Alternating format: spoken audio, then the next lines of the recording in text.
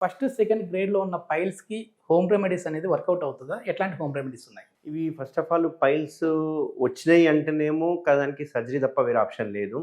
ఒకవేళ grade 1, 2 piles ఎలా చూడాలి, ఎలా గుర్తుపట్టాలంటే డాక్టర్ దగ్గరికొచ్చి చూస్తే గాని తెలీదు.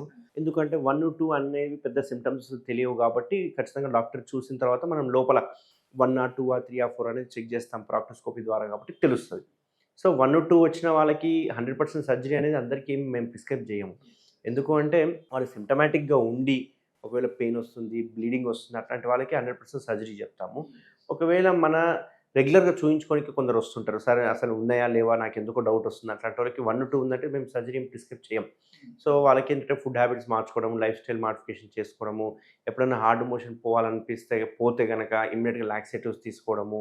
ఒకవేళ మోషన్ రాకపోతే ముక్కకండి, లేకుంటే మోషన్‌కి చాలా మందికి స్టార్టింగ్‌లో గట్టిగా వస్తది. తర్వాత లూజ్‌గా వస్తుంటది. సో, ఆ హార్డ్ ఎందుకు ఫార్మ్ అయితుందంటే మీరు ఆపుకోవడం వల్ల ఫార్మ్ అయితుంది కాబట్టి అట్లా మోషన్ ఆపుకోవద్దని ఇట్లా కొన్ని సలహాలు ఇస్తాము. కొన్ని రకాల మందులు పెడుతుంటాము. కొన్ని రకాల ట్రీట్మెంట్ ఆప్షన్స్ కూడా చెప్తూ ఉంటాము. బట్ గ్రేడ్ 3, 4 ఏదైతే ఉందో వాటికి మాత్రం 100% సర్జరీ ప్రిస్క్రైబ్ చేస్తాం. వాళ్ళకి 100% నీడ్ అవుతుంది.